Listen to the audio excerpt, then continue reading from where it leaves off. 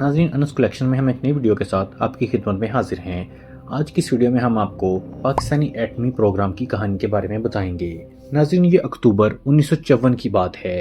اس روز جب اس زمانہ کے پاکستان کے وزیر اعظم محمد علی بوگرا نے وائٹ ہاؤس میں امریکی صدر آئزن ہاور سے ملاقات کی تھی اور پاکستان نے امریکہ کے ایٹم برائے امن یعنی کہ ایٹم فور پیس کے منصوبہ میں شمولیت کے ساتھ جوہری توانائی کے شعبہ میں تحقیق اور ترقی کے لیے جوہری توانائی کے کمیشن کے قیام کا اعلان کیا تھا۔ یہ آغاز تھا پاکستان کے جوہری پروگرام کا، جو دراصل یہ پاکستان کی طرف سے پیمان تھا کہ وہ جوہری توانائی اسلحہ کی تیاری کے لیے استعمال نہیں کرے گا۔ اس زمانہ میں پاکستان میں اس مسئلے پر کافی اچھی بری باتیں ہوئی تھی، کیونکہ بہت سے مبصرین کے نزدیک صدر آئزن ہاور کا ایٹم فور پیس کے منصوبہ کا اصل مقصد امریکہ کے علاوہ دنیا کے دوسرے تمام ملکوں کو جوہری سلطنت کی صلاحیت سے محروم رکھنا اور ان پر بین لگا کر انہیں جوہری اسلحہ کی تیاری سے روکنا تھا۔ پاکستان کی طرف سے آئزن ہاور کے اس منصوبہ کو تسلیم کرنے پر پاکستان میں بہت سے لوگوں کا ماتھا ٹھنکا تھا، کیونکہ یہ آغاز تھا پاکستان کی طرف سے امریکہ کے قدموں میں خود سپردگی کا، یا سادہ الفاظ میں امریکہ کی کٹ پتلی بننے کا۔ اسی کے فوراً بعد امریکہ اور پاکستان کے درمیان فوجی، سیاسی اور اقتصادی شعبوں میں ہمہ گیر قربت اور تعاون کا دور شروع ہوا۔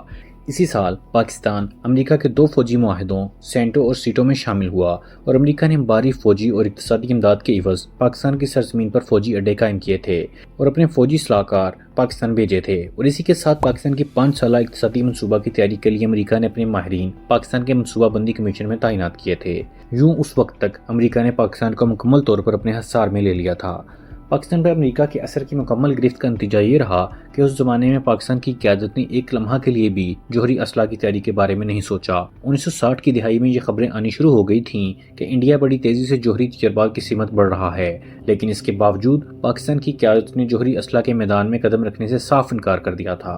سن 1964 میں انڈیا کے وزیر اعظم جواہر لال نہرو کے انتقال پر جب پاکستان کی طرف سے تعزیتی وفد کی قیادت کرتے ہوئے ذوالفقار علی بھٹو دلی گئے تھے تو ایک صحافی کے سوال پر انہوں نے بتایا تھا کہ 1963 میں انہوں نے کابینہ میں یہ تجویز پیش کی تھی کہ پاکستان کو جوہری اسلحہ کی تیاری کے لیے پروگرام شروع کرنا چاہیے، لیکن صدر ایوب خان اور ان کے وزیر خزانہ محمد شعیب اور دوسرے وزیروں نے ان کی یہ تجویز یکسر مسترد کر دی اور واضح فیصلہ کیا کہ پاکستان جوہری اسلحہ حاصل نہیں کرے گا۔ 1968 میں جب صدر ایوب خان فرانس کے دورے پر گئے، اس موقع پر فرانسیسی صدر جارج ڈی گول نے پاکستان میں جوہری ری پروسیسنگ پلانٹ کی تعمیر کی پیشکش کی تھی، لیکن ایوب خان نے یہ پیشکش ٹھکرا دی۔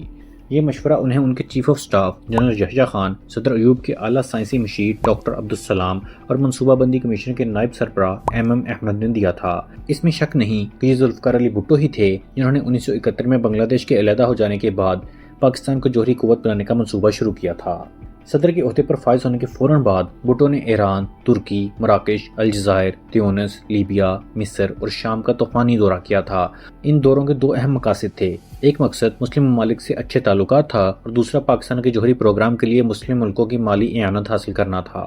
دمشق میں اپنے دورے کے اس سلسلہ کے اختتام پر انہوں نے شام کے صدر حافظ الاسد سے کہا تھا کہ ان کا یہ دورہ ایک اہم سفر کی طرف آغاز ہے اور پاکستان کی مہارت اور مسلم ممالک کی دولت سے عالم اسلام جوہری قوت حاصل کر سکتا ہے۔ اس دورے کے فوراً بعد انہوں نے 1973 میں پاکستان کی جوہری اسلحہ کی صلاحیت حاصل کرنے کے پروگرام کا باقاعدہ آغاز کیا اور اس سلسلہ میں انہوں نے جوہری توانائی کمیشن کے سربراہ کو تبدیل کیا اور اعلیٰ سائنسی مشیر ڈاکٹر عبدالسلام کو برطرف کر کے ہالینڈ سے ڈاکٹر عبدالقدیر خان کو پاکستان بلا لیا۔ پاکستان کے جوہری پروگرام کے لیے انہوں نے فرانسیسی حکومت کو جوہری ری پروسیسنگ پلانٹ کی تعمیر کی پرانی پیشکش کی تجدید کے لیے آمادہ بھی کیا۔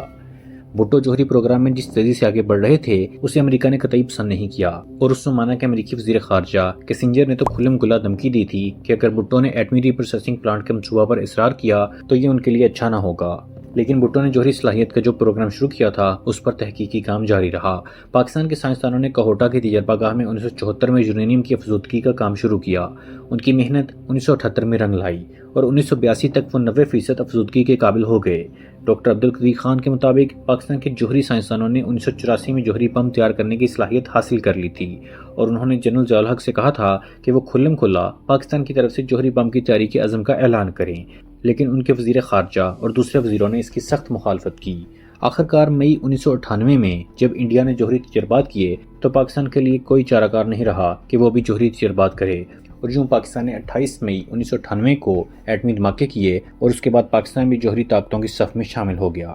ناظرین، امید کرتا ہوں کہ آپ کو ہماری ویڈیو پسند آئی ہوگی۔ کمنٹ میں اپنی رائے کا اظہار ضرور کیجیے گا۔ ملتے ہیں اگلی ویڈیو میں۔